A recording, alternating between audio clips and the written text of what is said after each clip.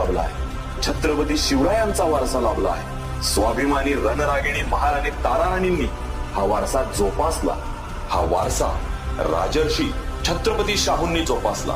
हा वारसा देशाच्या स्वातंत्र्याच्या चळवळीने जोपासला. संयुक्त महाराष्ट्राच्या लढ्याने हा आपला स्वाभिमानी वारसा जोपासला. हाच दैदिप्यमान वारसा घेऊन छत्रपती शाहू महाराज आज उभे आहेत.